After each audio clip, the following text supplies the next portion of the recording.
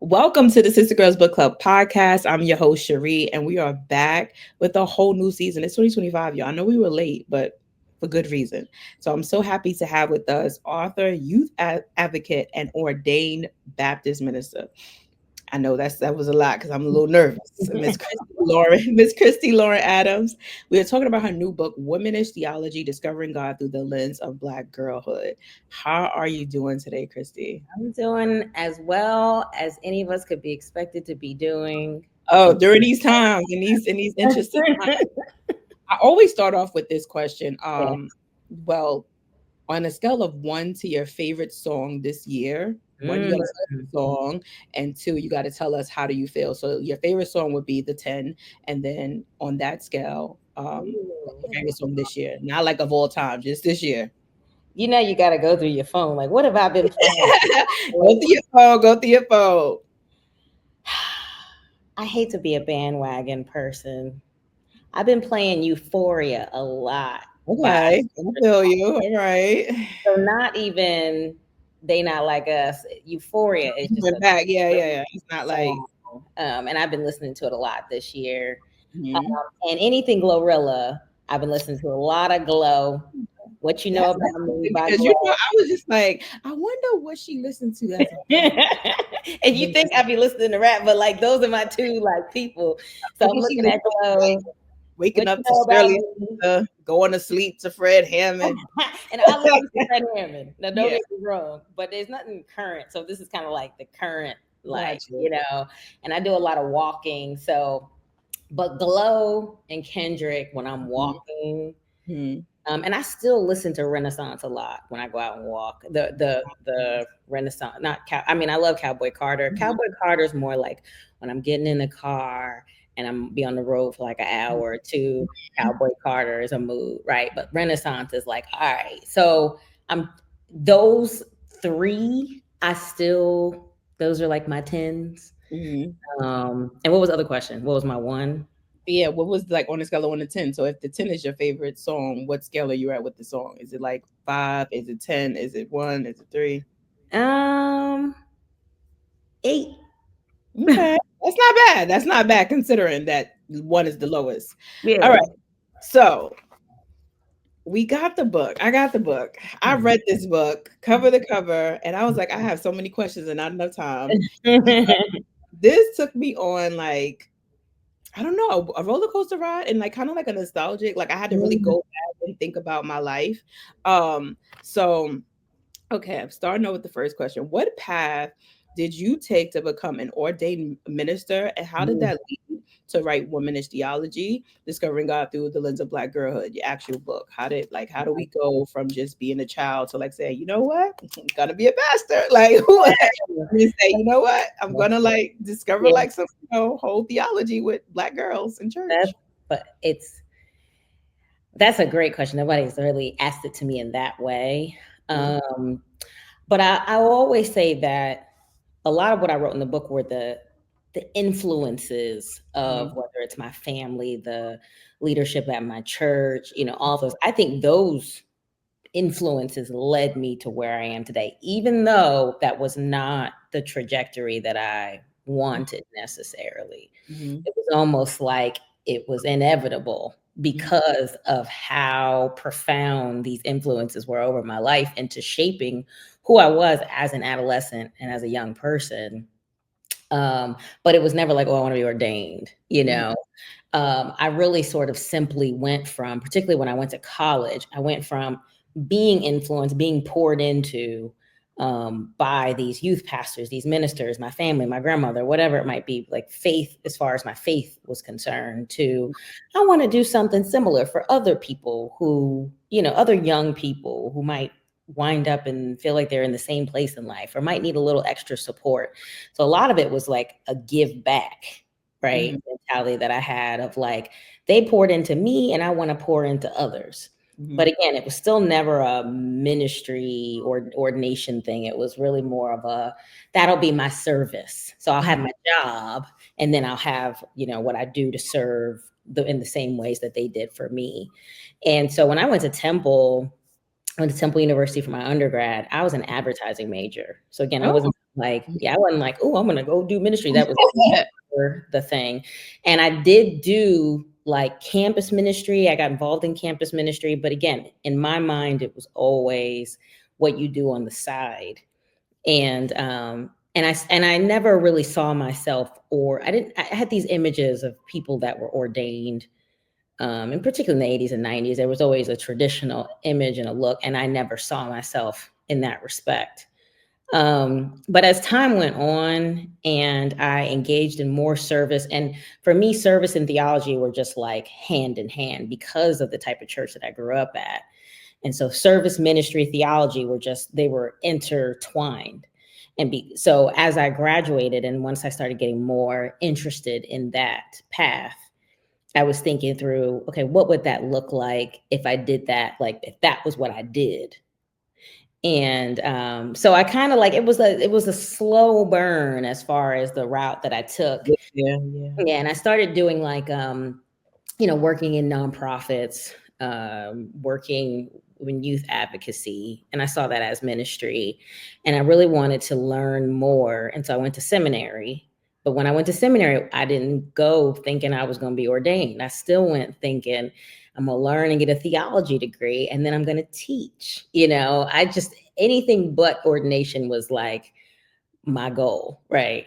And then lastly, when I graduated from seminary, I didn't have any job offers, didn't know what I wanted to do. And my pastor was like, I'd love to help to hire you and get your help with our young people. And I'm like, cool, as long as I'm not ordained. I remember I said that. As long as you just give me like a regular role title, which was director of youth ministries. But as I was there, then the ordination sort of like came about, where people would say to me, there are places where women aren't ordained, don't have the opportunity that you have to go down this path at this church that is super supportive, in this denomination that's supportive. And you're not only are you a woman, but you're young, and this is just an opportunity that a lot of people have not gotten. So I started to picture it differently and think through like, okay, well, maybe ministry will not look traditional. Maybe me being ordained will be me doing ministry in a different light that's not pulpit and robe, even though I do pulpit and robe, but whatever. So that's that. That is so good. That's so interesting because it's like, I think when we think of ministry, it feels very, you always hear like this beautiful story, like it was a call of my life. I knew at 7 years old when I woke up one Sunday morning. And so for you to have like a very, I don't want to say practical, but it was just kind of like a very practical way of easing into, becoming a minister. And then you're a Black woman. So that's like like, okay. Oh, it's like, I think in the church, we often see the roles differently. It might be like the mother, the lady of the the deaconess, but it's not necessarily like, oh, but she the one at the pulpit, y'all. We waiting on her to start. Um, Right. that's so dope. So how can you first of all, can you define what womanish theology is? Because I have my version of like Yeah. trying to explain it, but I want you to explain it because I think as soon as people see the title, they're like, are she talking about women, or is she talking about like a new form of feminism? Like, what is it? Yeah. So womanish comes from womanist. Mm-hmm. So there's womanism, and then there's womanist theology. And I always, when I explain it to people, particularly people that just don't even know what womanism is, I usually start with like Black feminism. It sort of emerged from Black feminism. The womanism and Black feminism sort of focus on the intersectionality of Black women's identities. And so where the civil rights movement may have fell short of addressing women's equality and women being leaders and women's voices, the feminist movement fell short of addressing the layer of race. So women may have gotten the right to vote, but Black women didn't get the right to vote. And so, Black women found themselves at in sort of an impasse there, and from that emerged Black feminism and subsequently womanism, which I describe in the book. Alice Walker coined the term womanism, and she created the term. And when you look at the definition, there's this book called In Search of Our Mother's Gardens that she wrote. She defines womanism. And in that, she says, from the term womanish, and she describes womanish as being a term that was used for Black girls. Black mothers and elders would use it on Black girls who were acting grown or involving themselves in adult topics. So if you're at the dinner table and you with the aunties and all that, and you want to know a little bit more, they're like, stop acting grown. But a term that they formerly used was like, stop acting womanish. And so when I was thinking of, and so going back to actually to womanism is the idea that Black women's experiences, it validates, it highlights Black women's experiences in their womanhood and in their Black identity as unique experiences that we need to learn from. Womanist theology emerged from that. And womanist theology addresses the fact that Black women's religious and spiritual experiences, their spiritual journeys are highlighted and are something that we can learn more about God from. We can learn more about ourselves. We can just learn in general. And so Black women are assumed, as well as Black girls, in womanist theology and in womanism. They do address Black girlhood, but I have often felt, and where womanish theology comes from, is just creating its own category, Black girlhood. So Black girlhood studies is its own category now, just in general. There are books on Black girlhood studies. And so I was thinking to myself, and somebody asked me, what would a Black girlhood theology look like? And so I borrowed the term womanish from Alice Walker's definition of womanism. So that's my sort of quick version. Yeah, I love that because I think, first of all, I never even thought about what it meant to be like a Black girl in church, even though I was like literally raised in church. I still never thought about the process of Black girlhood. You just were a Black girl who went to church. You know what I mean? It wasn't necessarily like anybody researching or investigating like what can we learn from Black girls, and we learn about them in the viewpoint from God, and then what are their thoughts. So that's my next question. Like, how you have different points of view. You share a lot of your own storytelling and your own stories from your own childhood, being a Black girl in a church, and then you interview other Black women and Black girls. So why was it important for you to include their voices, especially the younger girls? Because I think younger girls, they have a fresh reality on what it is. I think a lot of times when we get become adults, we either glamorize something or we downplay something. It's either one or the other. We don't know. It's not like the most accurate description. Yeah. So why was it important for you to include their stories and then your story? Because you could have just told it from their points of views and kind of just gave your own. Originally, I was just going to use their stories. So I wasn't even in a thought. My first two books, I wrote a book called Parable of the Brown Girl, and then my second book is called Unbossed: How Black Girls Are Leading the Way.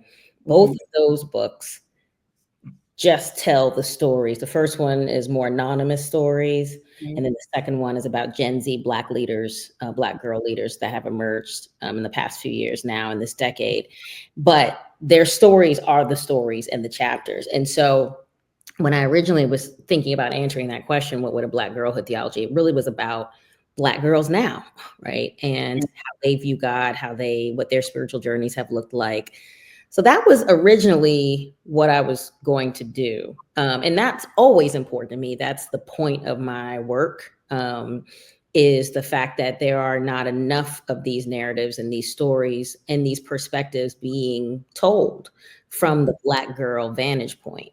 So that's just a given. That sort of was just a given for me. If I was going to explore theological perspectives of Black girlhood, I had to go to the source. I came about when I was just talking it through with my book agent and publisher, and we were just trying to figure out how to lay out the chapters, and I was explaining about my own childhood and how I grew up, and I was thinking about these concepts that I've wrote about in each of the chapters, and was like, okay, well, when was I first introduced to salvation? When was I first introduced to? And then I realized, I was, and then I would have conversations with Black women in general and ask them about when they were first introduced, because even though they might be 70 or 50s or might be in their 30s, if they grew up in similar ways, at least with any semblance of religious experience, they too can reflect on their own. So I just realized it was a conglomerate. I wanted to marry the three, right? Where I started off each chapter talking about my own experiences and reflecting on that, and then segueing into how modern day girls experience God, experience these theological concepts, and how the overlap of these sort of this intergenerational overlap of how Black women experienced or reflect on their childhoods and how they experience salvation or how they experience service. And how does that compare to how I experienced it? How does that compare to how girls today experience? So that was my thought process between, like trying to figure out how to lay out the chapters, but really wanted people to see the full conglomerate of Black girlhood in the 90s, Black girlhood from, women that grew up in the 50s and the 60s, and then Black girlhood today. Cool. I love that. So one thing I noticed that throughout the whole book, you share the if we didn't know nothing else, we knew that your family loved the Lord. I mean, we didn't know nothing else. And it was it was interesting because you showcased like how you got introduced to God, or like even like the way that we pray. It was from like your grandmother and your aunties and your mom and just a host of family members who were devoted to God. So I wanted to know, what did the version of God look like to you before the world told you who he was? Wow. Nurturing. Mm-hmm. And I say that more than loving, because I think we hear that term loving and it can bring up, it might be watered down, but nurturing,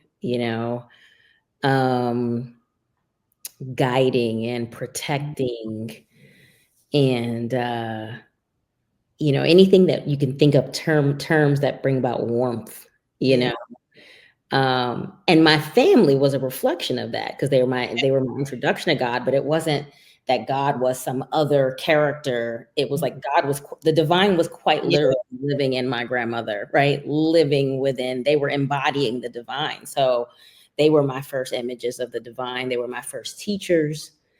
And also, I usually tell people I grew up in a church that women were in the pulpit. Women, my pastor was a man, but he was like our executive pastor. Women were in the pulpit. It wasn't a thing.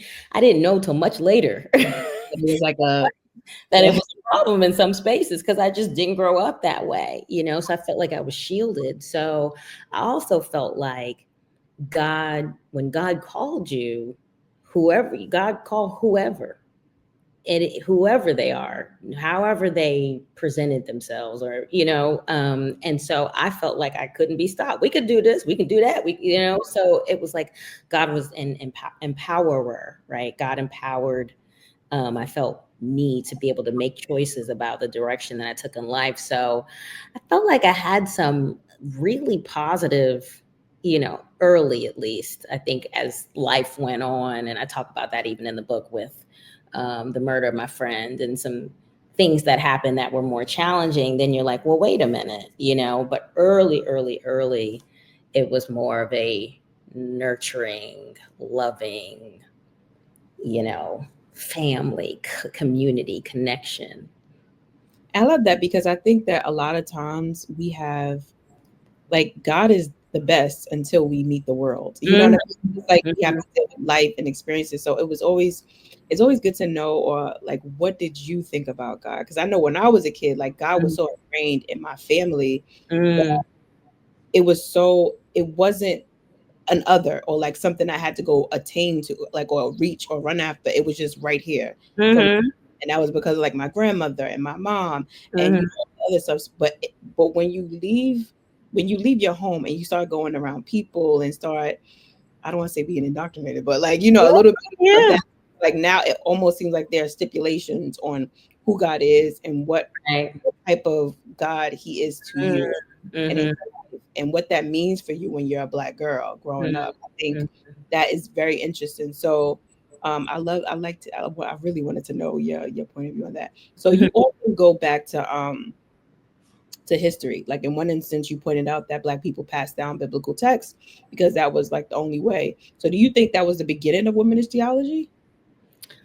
Um, in my life or in Black, because I can answer both ways. You got both if You you. know, because the passing down is just so a part of our identity as Black people.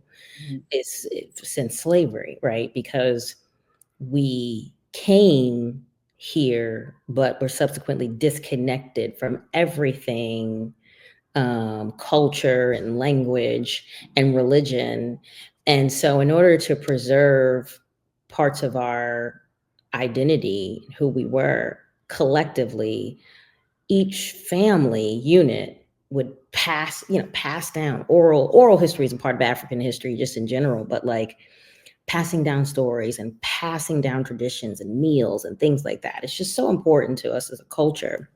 So I think the same thing spiritually and theologically. And I think that as time has gone on over the generations, Black women, spiritual Black women, began womanist theology many, many, many, many years ago, right? Because they had their experiences growing up in their hardships in their families, and God and their perspective of God and theology was being shaped. And as it was being shaped because of what it is that they were experiencing, they were also passing that along to their children and their families. And so womanist theology, even though the term came about many, many, many years later, it was something that had begun before we were even thought of. I love that. So in that, with that same thought of like women like passing down who God is, or just showing it, like, because one of the things was like you would just see your grandmother kneel and like you would watch her. Same thing with my grandmother. It was like I was like, girl, same thing of just really just watching it. I didn't read, like, my introduction to God wasn't the Bible per se. It was there, but it wasn't like I sat and just read the Bible. It was like I just watched the women in my family very, very like I was very detailed and like, okay, what is this for? Why is there a cloth here? Why is there a bookmark in this part of the It's like, in the morning, my grandmother's more meditative with her prayer. At night, she's way more like maybe like it seems more serious, but not realizing she had a day. That's why she had a whole day. So it's like really watching and analyzing, even watching and analyzing like the Black women in the church, what they dressed like and how they handled themselves in church. So a lot of that is passing down, even like our faith, like they gave our foundation, Black women. So how does a Black girl's view of faith change when there's no passing down of Black Jesus? Yeah.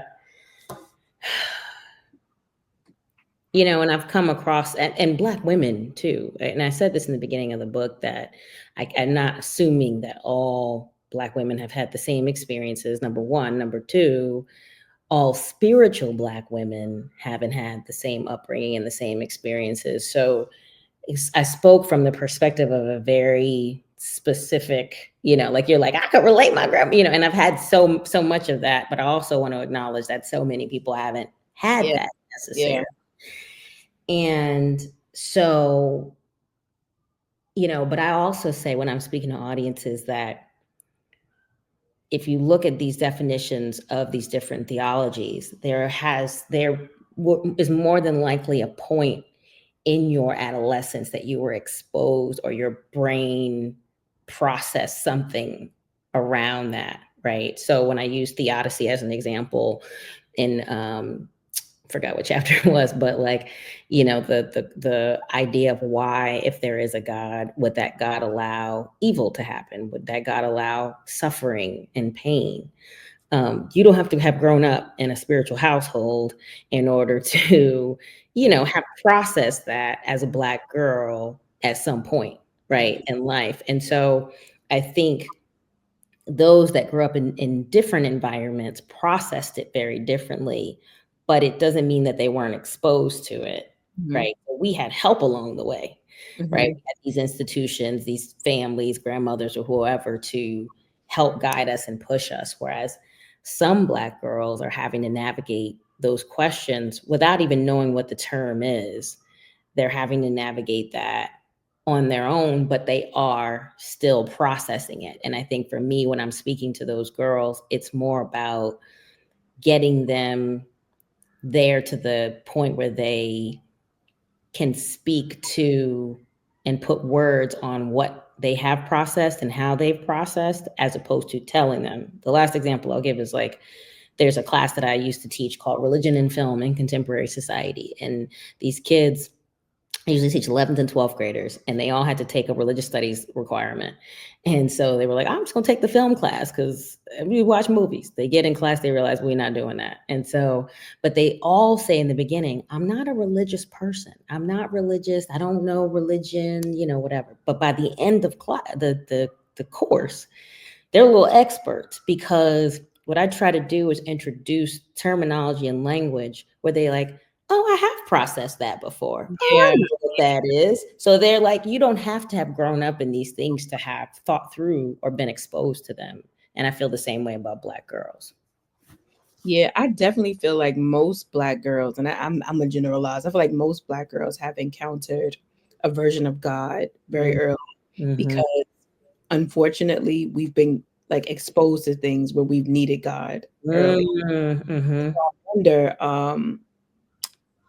I wonder, because one of the questions I had was about behavior modification, right? Mm-hmm. You broke up so eloquently, like each chapter touched on a different point. So it would be like behavior, like hospitality, or like grief. How do Black girls process this within the guise of faith? One of my questions, and this is going to be a little one of those monkey wrench questions about behavior modification. Um, I wanted to know, how did you feel about this? So about 2 months ago, at True Vine Apostolic Church, Okay, I think I know where you're going. yeah, under the leadership of Bishop Terry W. Jackson, he led what appeared to be a teenage Black girl to stand up before the congregation to apologize for being pregnant. Mm-hmm. What message does that send to Black girls, and where does womanish theology come into play here? It's not that much of a monkey wrench. It's a good question. A monkey wrench. It's a we could have a whole podcast on this. Yeah, I know, but I was just like, she So I'm probably like, wasn't thinking I was thinking about this question. so it's a fun question. Thank you for asking it. I'm just trying to figure out how to like narrow it down.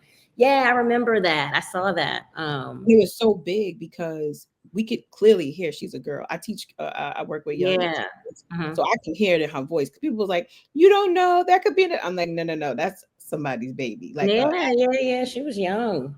and so I think about that. Like, what is that sin, right? If all loving God, He loves me, and I can make a mistake and apologize for it. But specifically, when she made her apology, she had to come in front of the congregation, and what she said, she asked for the church's forgiveness. Never did she think about God. Like, she never Mm-hmm. said God's forgiveness. She specifically asked for the people in the congregation's Mm-hmm. forgiveness. And it was like, if I saw that as a Black girl, if I was the Black girl that had to stand up there Mm-hmm. in churches where, oh, she's pregnant, Mm-hmm. Mm-hmm. just see her sin, and how, like, that is very, in my opinion, traumatic.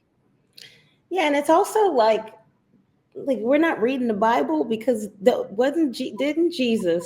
the people bring this woman who had been quote unquote caught in this act of adultery Mhm. before the people, and Jesus stood there and was, I mean, it's like y'all are literally doing. And I think I was going to talk about Jesus and how this woman was caught in this act of adultery and was brought before the people, and and made an example of. And Jesus was like, he who was without sin cast the first stone. Like, I mean, this is a very similar looking situation. And not saying that what she engaged in, her being pregnant, was sin by any means. I'm just saying, like, this idea of shaming someone in front, it's anti-Jesus, right? So it might be pro-church that they were at, but it's anti-Jesus. And so there's a few layers to this sort of womanish theology response.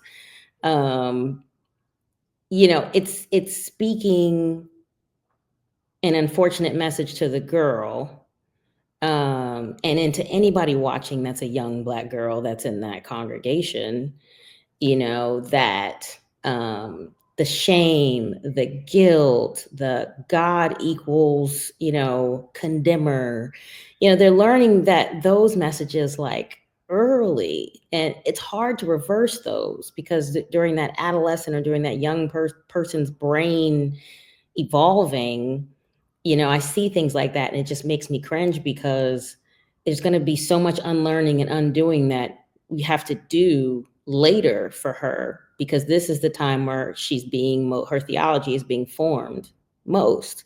So for me, it's like this young person, I don't know, and this adolescent stage and this young adult stage is so important to any to shaping how they see themselves in the world, let alone how they see God or how they move forward in their spiritual journeys. We have to, be much more intentional about the messages around God and about faith, that we pour into our young people at that stage when their brains are the most susceptible to it, and their behaviors to it. And I think we're just like, oh, the kids, we're just sort of pushing them off, And so I see a situation like that and it makes me really, really sad, because I think, wow, this is going to form a part of who she believes God to be and sees herself as. And literally every chapter that I wrote about in there, it just like speaks an antithetical message that's going to have to be reversed later. And it's so interesting because it was so many women who like in different comment sections was like, that happened to me and that's why I never returned back to church, or that happened to a friend of mine. And like just like the idea that so many years later, like it never left them. It was something that was very, very important. So I'm like, if we can sit here and understand that it's traumatizing, why is it still happening? I know you don't have the answer to that because that's just church, but it's very interesting of like when I try to express what God is and like the level of just church when I was growing up. Like church was, it was like the second home. It was the place you go to feel comfortable, at ease, and resting because the way people treated you.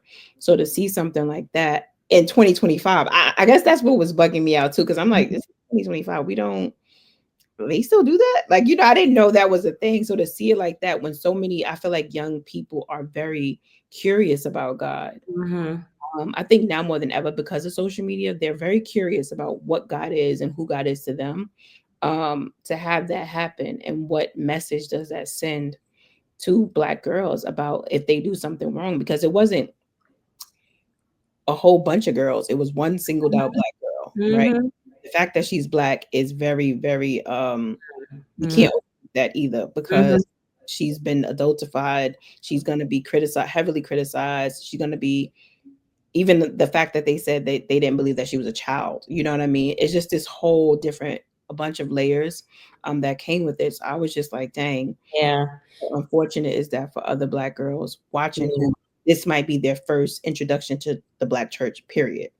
Yeah, and it went viral. I mean, I think it's happening more in those smaller, because there's these small communities all throughout the United States that are still very heavily patriarchal. They're not as progressive, not as forward moving, and they're almost forgotten. And so I looked at that church and, the video, and just it feels like I think we've addressed a lot of these issues on a larger scale. And I feel like, it's almost like in politics when, presidents are, when part of the people were criticizing Kamala, right? They were saying, she's in Atlanta. She needs to go to these small little parts of Georgia. I should keep doing rally. Atlanta, she good. And,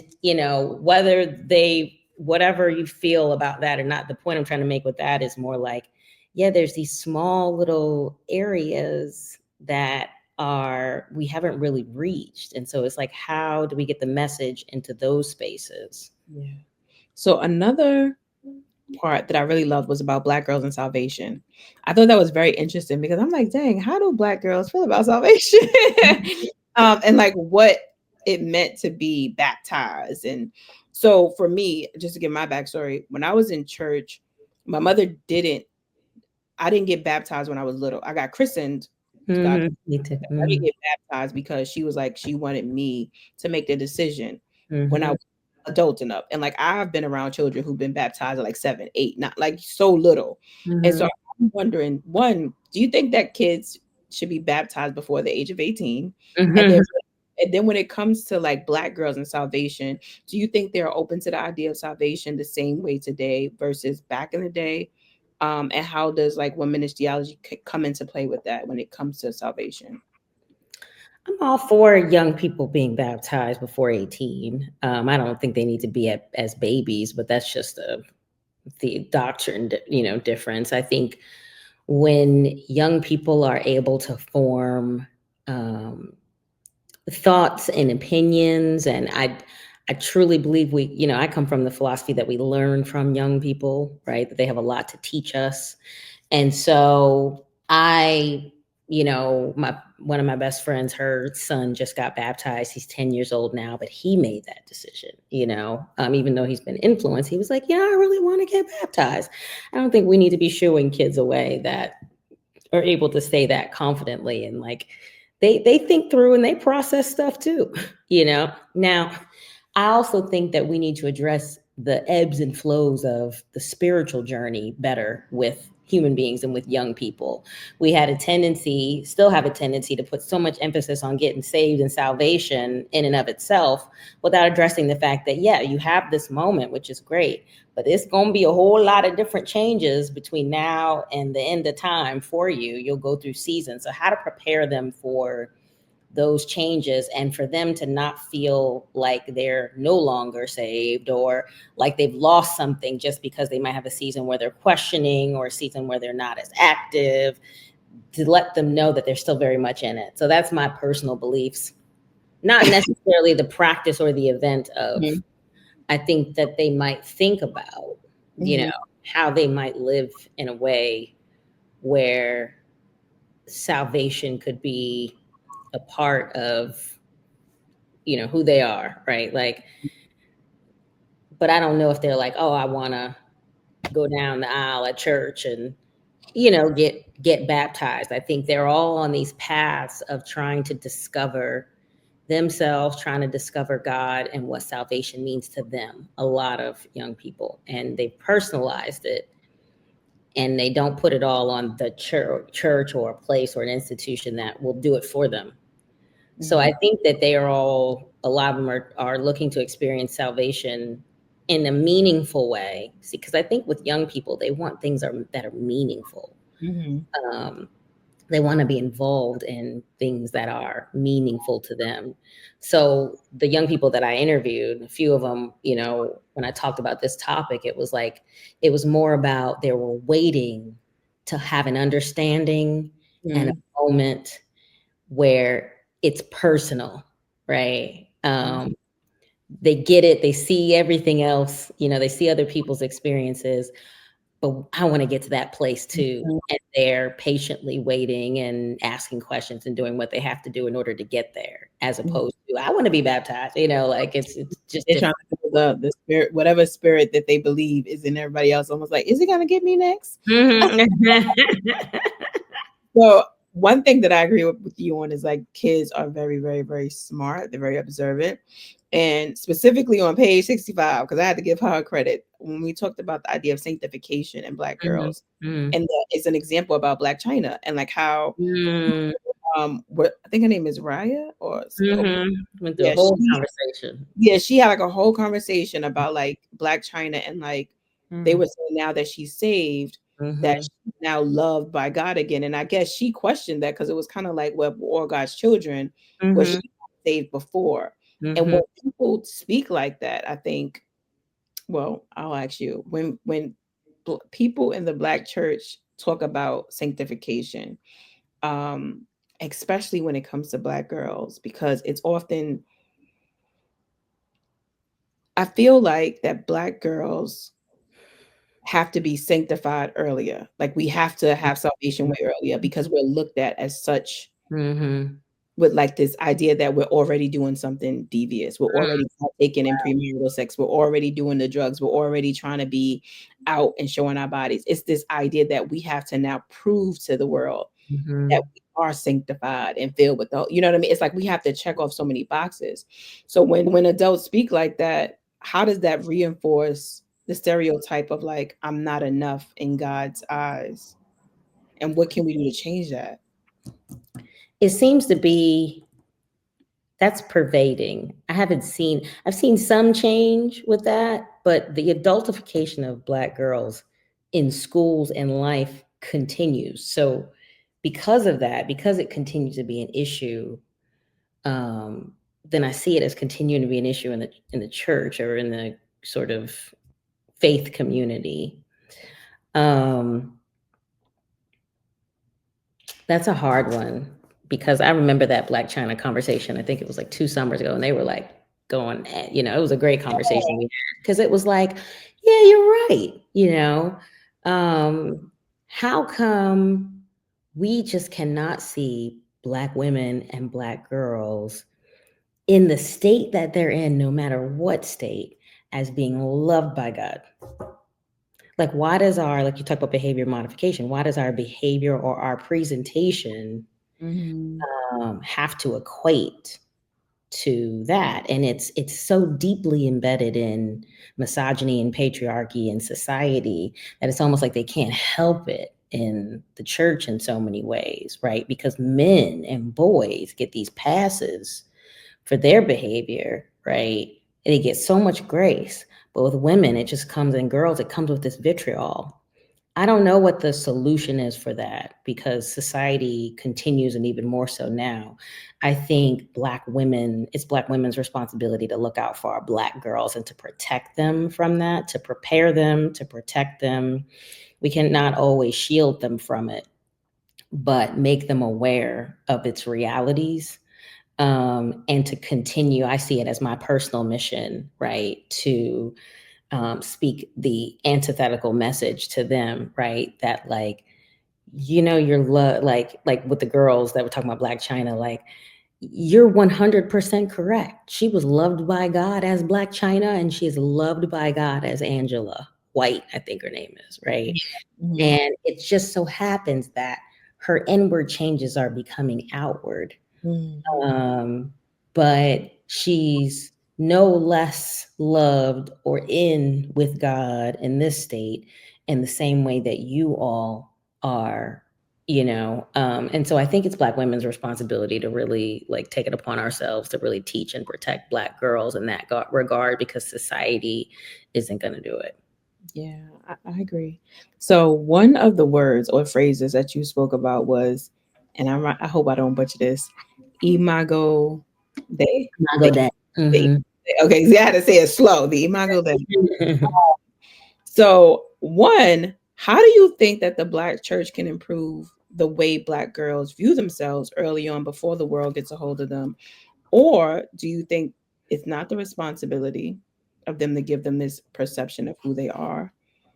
And then lastly, I know this is like a three-part.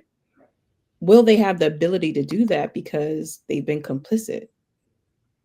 Will the church happen? Ooh, yeah. Yeah. When it comes to what beauty is, or when it comes to colorism, like that's in the church as well. I think it all counts. The church is going to have to do both. They're going to have to reckon and reconcile and deal with those issues that come from within, because that's what I wrote about, right? That I experienced both. I experienced this conglomerate of Blackness, which was the opposite of what I was experiencing going to the school that I went to that was mostly white. And so I was exposed to Black culture and Black singing and gospel music and Black women in the pulpit, but was very much, also exposed to colorism, right? The church's responsibility to make sure that they are protect us, right? To protect our girls. It's not just a spiritual, like a place for pouring in spiritually only. All of it counts. It's supposed to be a holistic place. So spiritual health, personal, emotional, mental health, all of that should be part of the church's responsibility. And so how we counter message, particularly the Black church, knowing that in society, talk about the world and how the world is, sending messages to our people. And so we need to make sure that we are sending the opposite message. I think the same thing when it comes to Black girls and their identity and who they are. It needs to be more than just, oh, you're loved by God, right? Like, Mm-hmm. we need to be just as aggressive as society is with their society is very aggressive in their negative messaging about Black girls. So why wouldn't the church Mm-hmm. take on another level of aggression? But I do think that with that also has to come that reckoning, right, of acknowledging the fact that the church too has perpetuated and been responsible for some of that negative messaging for Black girls. So they just have to do both at the same time: be honest, be transparent, be vulnerable about the role that we have played, and then also make it right Mm-hmm. by making sure that we are providing spaces. My old church had this camp called Diamonds, and it's just a Black girl camp for like 2 weeks in the summer. I mean, we need to be doing things like that for our girls. Yeah, yeah, that is so true. Because I'm like, when I was younger, it was, I guess for me, because I was around Black girls, it was always like a gathering of Black girls, no matter what. So Mm. that even in church, your friends and like whatever we did, whether it was a sleepover, well, I didn't even have sleepovers because my mother was like, any type of outing that you can be together. And I think if you do that, you can kind of, you get to see Black girls and like they're just finest form. And I think that's one thing I wanted to talk about with you too, the Black girl gathering, like why that was important for you to start. You could tell us about that. I thought that was like amazing. And why we need more of those in church, and how Mm. I feel like they've been, we do church well, but I don't think we do like Black girl groups well when it comes to church and trying to figure out how to not admonish them and just like point your finger at them Yeah. while making them feel like included and like saying, well, I can lead by example, but I also can just be there because I know you're going through crazy things. This is an unprecedented, and you're a Black girl in this time, right? So it's just like, one, talk about the Black girl gathering and like how do you think we can implement that type of type of fellowship and incorporate it into the Black church? Yeah. There in some churches, but not. I just feel like people are kind of afraid now to even have like just girls someplace or just boys someplace because you're trying to protect yourself and make sure that everybody's safe too. So I think that Yeah. for years a lot of things have been coming out about the harm against children. Mm-hmm. Well, for Black Girls Gather, it was when I worked and lived at a boarding school Mhm. at a large community where the few Black girls that there were on the campus weren't going home. They were going back to their dorms, whatever. And so I wanted to be sort of like a house mom for them. So I would invite them over to my house because it was like a few steps away from where they lived. And so we would have that every few months. Let's have a Black Girls Gather, just a space where they could come, feel home away from home, be around each other, not have to be on, and where they could talk and gossip and eat, and, just talk about things that pertain to them and just exist. And that's the other thing. It's like Black girls always have to be on. Black women too, of course, but I'm talking about girlhood, right? Where there is, particularly when they're in spaces where they are the only or few, always have to make account for their hair, have to qualify why the skin is this way. Why is this? Why is that? I remember being a young girl, being in a white school, and they'd be like, "Why does your skin get like that?" And I'm like, "I need lotion." Like it's just like I was always answering some questions, and so Black Girls Gather was just a space for a hospitable space, at least that I could provide these young people. Now, in the church, though, a few years, maybe 10 years ago, I was doing vacation Bible school. Like every summer, my church would say, "Hey, can you do vacation Bible school? We're going to do it for the girls, high school boys." Okay, great. first, when I first started doing it, I was like, oh, we should go through the book of Ruth. We should go through this or whatever. And then after a while, I was like, how y'all doing as Black girls? And then it became a week of different topics that Black girls go through Monday through Friday, right? And we would talk about scripture, and we would talk about stuff, but it was like a Black girl camp, right? But it was Black Girl Vacation Bible School. And I did that for years. And actually, one of my former students there, she's much older now, and she was texting me the other day, and she was like, I was just thinking about Vacation Bible School and all those years that you like, that I went to VBS and we had all the Black girls together. We did vision boards at the end, of what you want your life to look like. And so I think that's a simple, these are spaces. You can have Sunday school programs that, are like, okay, we're going to have just for Black girls. You have the building, and we, a lot of us have some sort of resources where we can think through how to gather Black girls, even if it's for a week, even if for Sundays, if it's here and there, or, whatever it might be, movie night, churches can do that. And I think that would like break down like a third wall, because I feel like when you're young, especially me, when I was a Black girl, I'm taking from my Black girl experience and just like being around Black girls, teaching them, they kind of you view them as like maybe not all knowing, and they view you as all knowing. And it's like, girl, I'm telling you, we don't know, just like y'all don't know. We're trying, we know something just because it's through lived experience. But a lot of things, if you saw me as human, and if I saw you as more than just a child, like control or to like ease on down, it would be, I don't want to say easier, but it would be a way to get a level of communication where it's real. Like, what if I really told you, this didn't happen to me, but like if you're telling me that you were pregnant at 16 and then you got a abortion, wouldn't it be a different dynamic if instead of just bringing that little girl to the front of the church and saying, oh my God, sorry, woman, or if they had a moment like a meeting or something like that, or if it was a Black girl gathering every Sunday, able to sit and talk with these Black women. And Black women said, yeah, I had a baby when I was 16 too. It changes things. It really changes it's like we kind of like, the Black church is so beautiful, but it's also very performative. Like we try to make everything look good, and then as you get older, you realize, oh, that wasn't the real, that wasn't real either. But it's like, what if we just started at the real, right? Yeah.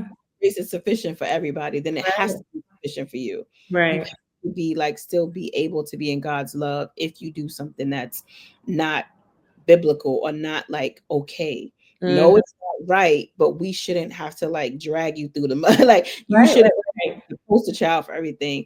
So I feel like we're at an interesting place with the Black church, because I feel like it's a spotlight have been on the Black church. And I also feel like people like Black kids in particular are curious about the Black church. We do have a moment to kind of shift or get it right, or just like it's a really good time for the Black church if they want to fix the things that need to be fixed.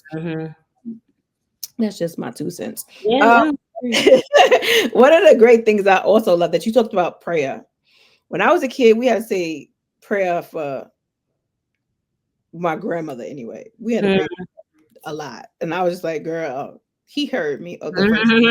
He heard. I also thought it was awesome how I like history. So the importance of prayer and how we don't realize it's culturally in us, especially as Black people. When you talked about New Year's Eve, I didn't know there was a cultural significance about like historical, about like the Emancipation Proclamation. They waited at church, and I was like, wait, that's why we're like so. I knew about Easter, and that's why we get flowers to church. I knew about Easter, but I had no idea. So can you explain that like a little bit, and then also talk about the importance of prayer in your life as a Black woman and also as a minister? Yeah. So you have to go back to the other questions, because I'm like sort of focused on the first one. I'll be forgetting your second question. Well, the first one was about the cultural reference, like the culture. I talked about watch night services and how we prayed in the new year at church, and how it was so a part. Like I remember the first time I didn't go to church on New Year's, I felt like something was wrong. But because my family, every New Year's Eve, that's what we did.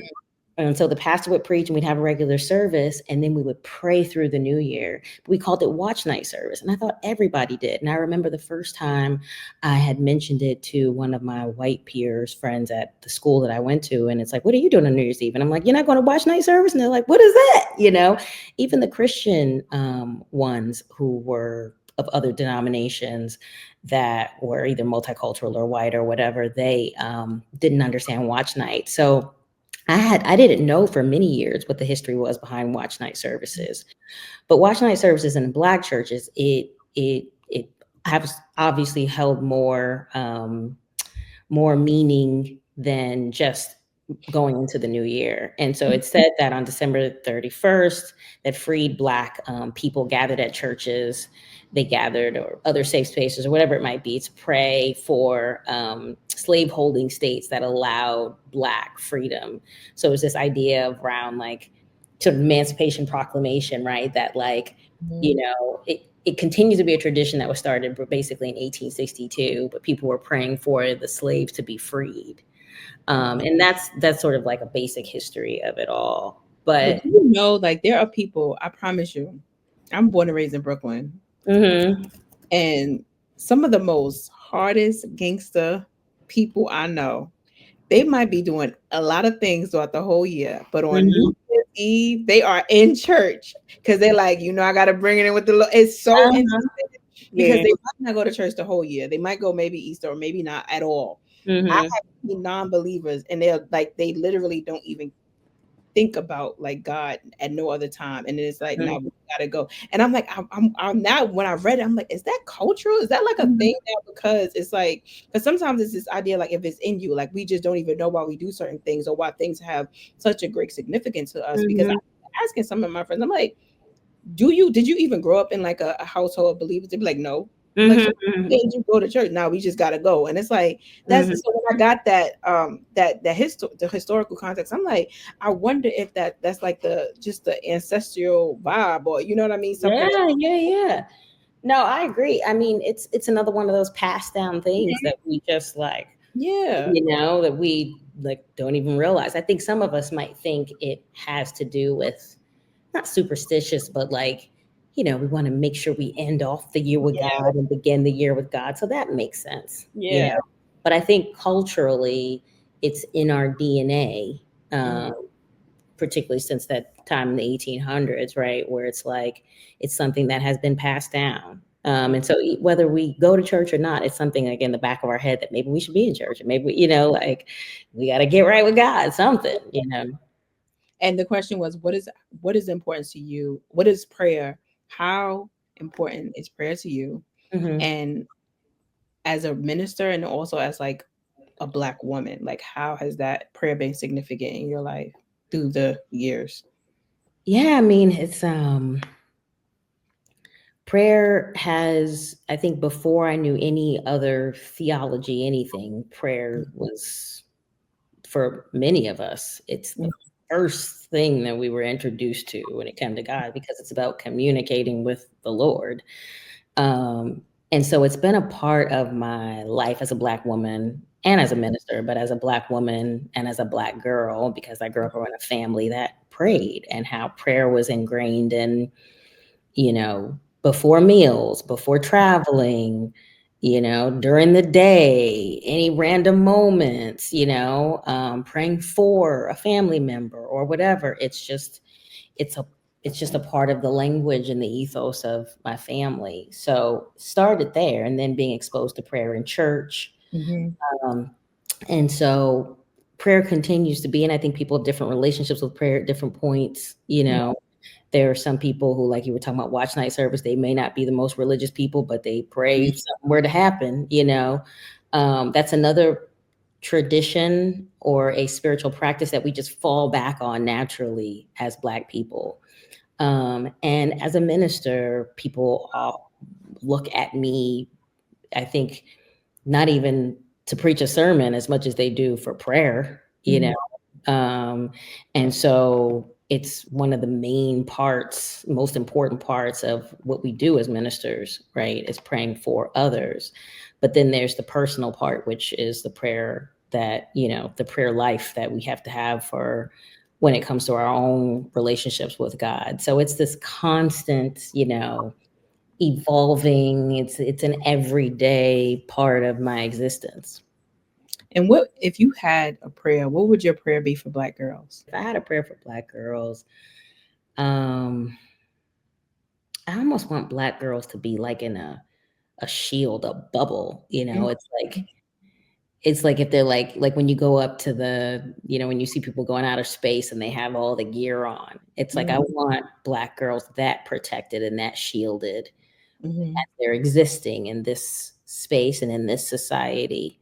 So protection so that they can truly, truly live and be who they are. It's unfortunate for me because Black girls have to experience so much and defend and counter and unlearn. It's like when will they ever get to who they truly are, because they're spending so much time blocking, right? And explaining and all that. They can't just exist. I just want Black girls to exist. And the prayer that I have is that they will be protected in such a way that they can. I love that because I feel like that's my sentiments. And lastly, what do you want people to take away from this book? If they could take away like three things, would you want them to say? When after reading this, I want you to really have this. Mm-hmm. So the first thing is when you first said when we got on the call, I want Black women and girls, but Black women who may have had similar experiences growing up to have read the book and said, "Oh my God, I've had this when that they could write the book too," right? Because like they too have had these experiences. And I want Black women to be able to reflect on their adolescence and their childhood and when they first experienced or were exposed to these things. I really would love, whether it's nostalgia, like you said, or a trip down memory lane, particularly those that have had more positive experiences. I really want that. I want people to see Black girls as what I said in the book, legitimate sources of theological knowledge. I want people to think about whether it's their own Black girlhoods or those that aren't Black girls, to look at Black girls and say, how do they see God? They too experience the Lord. Like, they have their own spiritual journeys. I want them to be enlightened and their world sort of opened up to the fact that these are image bearers of God, but they're also teachers for us.